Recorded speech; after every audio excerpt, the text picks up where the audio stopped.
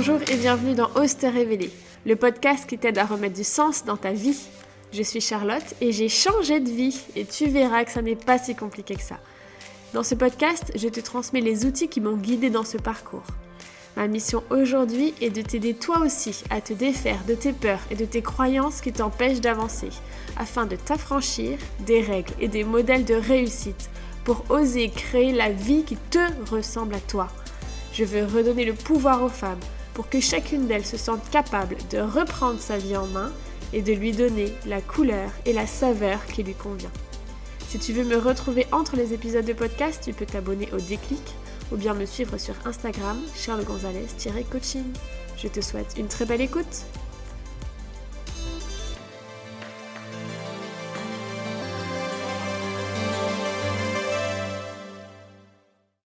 Bonjour à tous et bienvenue dans ce nouvel épisode du podcast Ose te révéler. Aujourd'hui, on va parler de Human Design et donc j'en ai un petit peu parlé dans l'introduction de ce qu'était le Human Design, de pourquoi est-ce que je me suis intéressée à cet outil, de à quoi ça me sert, mais je pense qu'il était intéressant d'y consacrer un épisode en entier pour les personnes qui ne connaissent pas, pour présenter le Human Design et je vais vous faire une rapide introduction aux 5 types en Human Design. Moi, pour revenir à mon expérience avec le Human Design, j'ai découvert le Human Design il y a à peu près 1 an. Et c'est un outil auquel je me suis formée et qui me permet aujourd'hui d'accompagner mes coachés, les personnes que j'accompagne, de manière encore plus personnalisée, parce que je sais exactement comment elle fonctionne. Donc du coup, qu'est-ce que le Human Design ? Le Human Design, c'est une lecture de ton schéma corporel qui est établi en fonction de tes informations de naissance, donc heure, date et lieu.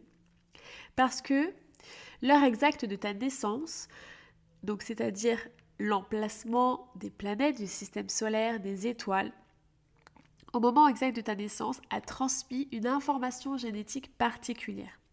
Et donc c'est pourquoi ce sont tes informations de naissance qui comptent pour établir ton design. Parce que les planètes, les étoiles, à ce moment-là, ont transmis une certaine information, une information génétique que tu as absorbée à ta naissance.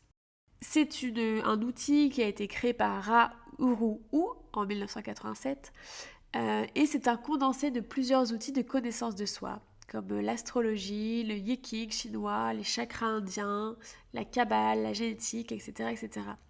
Donc c'est vraiment l'outil le plus complet de connaissance de soi parce qu'il regroupe de nombreux autres outils. Donc déjà, comment découvrir son design ? C'est totalement gratuit et accessible à tout le monde. C'est pas du tout un quiz de personnalité ou quoi que ce soit. Il suffit juste de rentrer par exemple sur un site comme MyBodygraph. Donc je te mettrai le lien dans la description de cette vidéo ou de cet épisode de podcast. Donc tu vas sur mybodygraph.com, tu cliques sur Free Bodygraph, tu cliques sur Free Bodygraph, t'as pas besoin de créer de compte, c'est absolument pas payant, et donc tu rentres tes informations de naissance, heure, date et lieu. Et donc là, tu découvres le schéma, ton schéma, avec des couleurs ou pas, plus ou moins de blanc, des canaux ou pas, et donc tout ça c'est ton design avec des chiffres, etc. Et donc, quand on décrypte ton schéma de vie, ton design, ça peut s'appeler une analyse ou une lecture, et donc ça se fait auprès de personnes qui ont été formées comme moi au Human Design, donc pour te décrypter toutes ces informations-là. Et donc moi ce que j'aime beaucoup faire en séance quand je te parle de ton design, c'est non seulement te transmettre des informations évidemment pour que tu comprennes tout ce que ça veut dire, mais c'est aussi de les confronter aux problématiques que tu connais dans ton quotidien, personnel et ou professionnel, et donc de voir comment est-ce que tu dois améliorer, modifier certaines choses, certaines stratégies, certains comportements pour connaître de la fluidité dans ta vie, pour obtenir ce que tu souhaites pour toi naturellement, sans forcer, et pour ressentir beaucoup plus de bien-être et d'apaisement dans ta vie. Il faut savoir que de notre naissance à nos 7 ans à peu près, nous vivons selon notre design. Et c'est à partir de cet âge-là que nous commençons à modifier notre comportement, nos croyances, et on adopte des stratégies, des façons de faire, des façons de penser pour correspondre aux modèles dans lesquels nous grandissons. Influencés par nos parents, par notre éducation, par nos amis, par nos professeurs, par nos expériences. Et donc on adopte des comportements qu'on pense être les bons, qu'on pense correspondre à la norme, qu'on pense être porteurs de résultats, Mais du coup, ce sont des comportements, des attitudes, des croyances qui ne nous correspondent pas forcément à nous et qu'on emprunte à d'autres, qu'on emprunte à notre environnement. Et donc, en faisant cela, on s'éloigne de notre fonctionnement naturel. Et donc, parfois, ce qui fait qu'à un moment donné dans notre vie, on arrive à des situations où on connaît beaucoup de résistance. On n'obtient pas ce qu'on souhaite. On rencontre une perte de sens. On n'obtient pas les résultats qu'on souhaite. On ressent des émotions désagréables, des conflits internes, de la dissonance cognitive, parce qu'on s'est éloigné de notre design. Et donc, tout le job, quand tu découvres ton design, c'est de réadopter, de te défaire de ce qu'on appelle du conditionnement que tu as connu jusqu'à présent, pour te rapprocher et te reconnecter à la personne que tu es vraiment. Pourquoi découvrir son design ? Je constate déjà, je l'ai constaté chez moi en premier lieu et évidemment chez les personnes que j'accompagne, que lorsque tu découvres ton design, tu arrêtes de culpabiliser. Parce que quotidiennement, on se compare aux autres. On essaie d'adopter les mêmes méthodes que les autres. Que ce soit au niveau pro ou au niveau perso. Si tu es entrepreneur, je suis sûre qu'il y a des façons de faire que tu penses être les bonnes, des méthodes que tu colles, des formations que tu suis en disant voilà, c'est ça que je dois faire pour obtenir des résultats et du coup tu culpabilises parce que ça marche pas pour toi, tu rencontres de la résistance parce que ça marche pas pour toi et donc tu te dénigres, tu te dévalorises, tu doutes tout simplement parce que tu essaies d'adopter des stratégies et des méthodes qui ne te correspondent pas. Donc, si ça ne te correspond pas, tu ne peux pas obtenir les résultats que tu souhaites pour toi. Ou alors, si tu les obtiens, c'est dans beaucoup plus de douleur, de souffrance et dans beaucoup plus de temps que si tu faisais les meilleures choses pour toi. Donc, quand tu découvres ton design, tu arrêtes de culpabiliser, tu arrêtes de te comparer, tu arrêtes de forcer à vouloir absolument faire des choses comme les autres pour montrer des choses alors que c'est pas forcément toi. Ça permet aussi d'affirmer ta singularité. Tu n'es ni meilleur ni pire qu'une autre, tu es juste différent, ton fonctionnement est différent et donc tu as une manière unique d'être, tu as une manière unique d'avoir un impact et autant suivre le plus possible ce qui te correspond à toi pour obtenir les résultats que tu souhaites pour toi avec fluidité et facilité. Donc, et ça te permet de te connaître évidemment, de savoir ce que tu veux, de savoir quel est ton impact, quel est ton rôle, quelle est ta valeur ajoutée, quelles sont tes facilités, quelles sont tes forces, quelles sont aussi tes faiblesses évidemment. Tu peux découvrir énormément de choses grâce à ton design. Il existe 5 types en Human Design. Le type, c'est le premier niveau de lecture.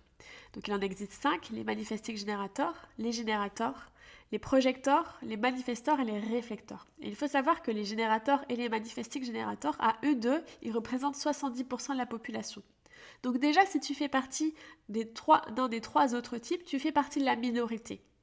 Et donc, c'est ce qui fait que tu peux te sentir vraiment en décalage avec la masse, avec tous les autres personnes qui t'entourent, parce que 70% des personnes adoptent certains comportements, agissent d'une certaine façon, ont un certain rôle, une certaine façon de faire, qui ne te correspond pas à toi du tout.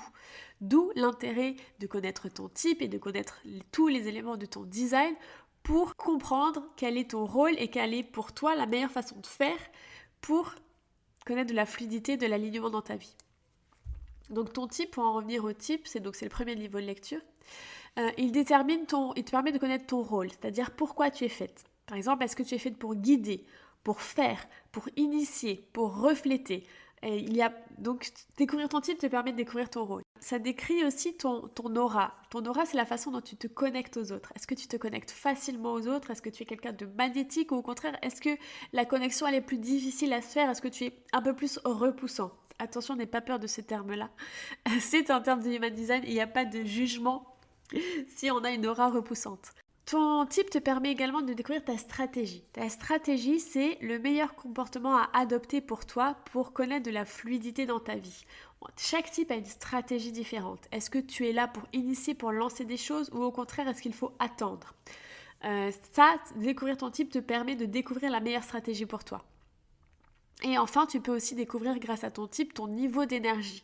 Est-ce que tu as un niveau d'énergie qui est constant ou qui est fluctuant ? Et ça, c'est hyper important à savoir encore plus dans notre société du faire, de la productivité, de la vitesse, où il faut faire les choses vite, il faut produire, il faut être performant. Si tu ne fais pas partie des types qui ont un accès constant à leur énergie, forcément tu t'épuises, forcément tu fais des choses qui te fatiguent et forcément tu n'es pas là pour faire tout le temps, pour travailler de 8h à 18h tous les jours. Et ça, c'est hyper important à savoir dans ta vie de travail de tous les jours.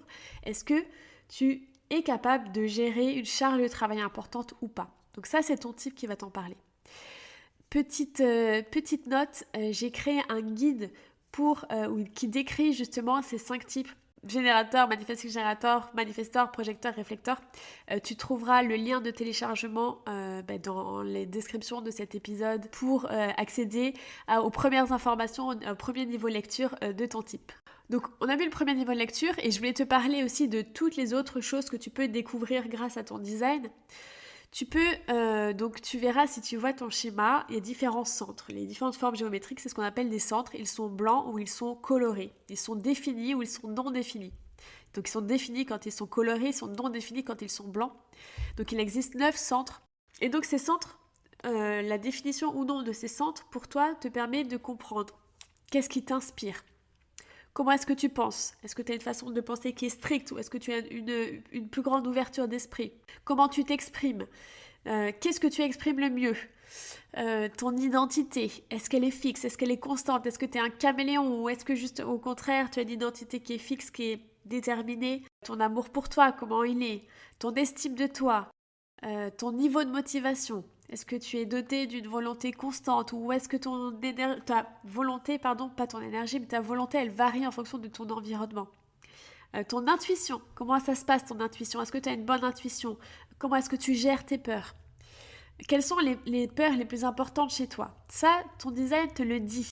Tes émotions, comment elles fonctionnent? Est-ce que tu as plutôt des émotions qui sont calmes ou au contraire, est-ce que tu traverses des vagues émotionnelles en permanence?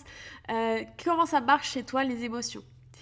Et enfin, comment tu gères la pression, l'adrénaline, le stress? Est-ce que c'est quelque chose qui te booste ou au contraire, est-ce que c'est quelque chose qui te bloque? Donc tu vois, rien que ces informations-là sont hyper précieuses et hyper importantes pour savoir comment tu fonctionnes toi. Ensuite, ton design, il te permet de découvrir, donc c'est ce qu'on appelle ton autorité, c'est la meilleure façon pour toi de prendre des décisions. Pour prendre des décisions, c'est jamais le mental qu'il faut écouter. Donc, toi, qu'est-ce que tu dois écouter pour prendre des décisions? Est-ce que ce sont tes émotions qui vont te guider pour prendre des décisions? Est-ce que c'est ton énergie qui va te guider pour prendre des décisions? Est-ce que c'est ton intuition? Est-ce que c'est ton environnement qui va te permettre de prendre des décisions? En découvrir ton autorité te permet de découvrir quelle est la meilleure façon pour toi de prendre des décisions, donc des décisions qui sont alignées avec qui tu es et des décisions que tu ne regretteras pas. Et des décisions, du coup, est-ce que tu es faite pour prendre des décisions spontanément, rapidement, ou au contraire, est-ce qu'il te faut plus de temps pour prendre des décisions?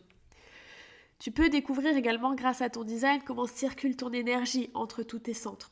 Est-ce que cette énergie, elle circule de manière fluide, ou alors est-ce qu'elle est plutôt rompue? Est-ce que il y a des blocages, il y a des connexions qui ne se font pas entre ces différentes parties. Ton design te permet de découvrir aussi, c'est ce qu'on appelle tes lignes et ton profil, c'est ta personnalité. Il y a 6 lignes qui se combinent, une ligne inconsciente et une ligne consciente qui se combinent et qui définissent ton profil. Donc il y a 12 profils possibles et les lignes et ton profil, mais ça met en avant ta personnalité, le rôle que tu joues au quotidien, mais aussi un peu une partie de ta mission de vie. Donc c'est hyper important. Le profil est très très parlant, parfois beaucoup plus que le type. C'est très très important de savoir décoder son profil et ça nous apprend énormément de choses sur nous. Et enfin, tu peux aussi découvrir ta mission de vie selon ton design. C'est ce qu'on appelle la croix d'incarnation. Il y en a, je crois, 192 croix d'incarnation. Et donc, selon le design, ta mission de vie, c'est la mission que ton âme est venue incarner sur Terre. Quelle mission elle est venue accomplir sur Terre. Et donc, du coup, découvrir ta croix d'incarnation et donc ta mission de vie permet de savoir quel est le meilleur contexte pour toi, pourquoi tu es faite, qu'est-ce que tu sais accomplir, qu'est-ce que tu dois accomplir et qu'est-ce qui, du coup, est-ce que c'est facile pour toi. Donc, c'est encore une fois très intéressant, particulièrement pour les personnes qui se cherchent, de découvrir leur mission de vie et leur croix d'incarnation pour savoir si elles sont au bon endroit ou pour savoir où elles doivent aller pour se réaliser pleinement et être alignées. Comme je l'ai dit, si tu veux en savoir plus sur les types, les 5 types en Human Design, j'ai écrit un guide que tu peux télécharger pour découvrir la description de chaque type. Tu en sauras plus, c'est pas la peine que je passe un épisode là-dessus, à à les présenter en détail aujourd'hui, ça ferait trop. Déjà pour l'introduction, je pense que c'est bien. Si tu souhaites en savoir plus, donc tu peux réserver évidemment une analyse. Soit on le fait ça en une séance. Donc en une séance, on va voir ton type, ton autorité, ton profil et tes centres. Et c'est ce qu'on appelle une analyse simple. Et en plusieurs séances, on va beaucoup plus en détail, parce que j'en ai pas parlé, on va voir tes portes. Les portes, ce sont les chiffres sur ton design, donc on verra quelles portes sont activées chez toi et donc quels éléments viennent apporter de la précision, de la nuance, viennent renforcer tout ce qu'on aura vu dans la première séance en fonction sur tes centres. On voit aussi tes canaux. Les canaux, ce sont les canaux colorés entre les centres et donc qui, encore une fois, c'est ce qui permet de la circulation de l'énergie entre tes centres et donc apporte des éléments complémentaires, viennent renforcer certaines choses sur ton design. On voit aussi tes variables. Les variables, ce sont les flèches qui sont au niveau de la tête, vers la gauche ou vers la droite. Donc, qui vont te parler de ton environnement. Est-ce que tu as besoin d'un environnement structuré? Comment est-ce que tu digères l'information? Comment est-ce que tu manifestes le mieux pour toi? Est-ce que tu as besoin d'aller dans les détails ou est-ce que tu as besoin de manifester, visualiser des choses plus larges? Qu'est-ce qu'on voit encore? On voit ta croix d'incarnation, évidemment. Et l'idée de faire ces séances-là, c'est pas juste que je te balance toutes ces infos, c'est de les challenger, de les confronter à tes problématiques pour comprendre comment tu fonctionnes et pour trouver les meilleures solutions pour toi, les meilleures alternatives pour toi. J'accompagne aussi des entrepreneurs pour ça et ça les aide beaucoup à structurer leur business, à du coup adopter les meilleures stratégies de communication, de vente, construire des offres qui sont cohérentes et qui leur correspondent vraiment. Et ce qu'on voit aussi en séance, tu le verras à gauche et à droite, il y a des petits symboles, ce sont des planètes. Chaque planète a un thème et donc il y a une porte qui est reliée à ce thème-là. Donc quelle est ta personnalité, quelle est ta vie antérieure, quelle est ta vie future, qu'est-ce qui t'apporte de l'ancrage, pourquoi est-ce que tu veux faire de l'argent, qu'est-ce que tu communiques le mieux, etc. etc. Chaque planète a un thème particulier et donc tu vas découvrir donc toi pourquoi est-ce que c'est important de faire de l'argent. Par exemple, si pour toi c'est important de faire de l'argent pour célébrer, et ça te permettra du coup de savoir que plus tu dépenseras de l'argent à célébrer des choses, plus tu attireras à toi à nouveau de l'argent, etc. etc. Donc voilà, les planètes, elles t'apportent encore une nouvelle couche, un nouveau niveau d'information extrêmement riche. Je mets également dans la description de cet épisode toutes les infos sur les lectures. Si tu as des questions, évidemment, n'hésite pas à me les poser.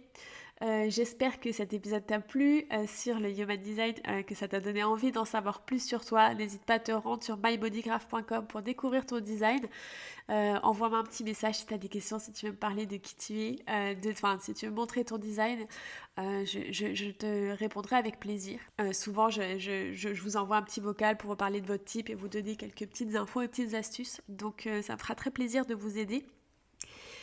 Et puis, donc voilà, le guide à télécharger si vous souhaitez déjà les premières infos sur votre type.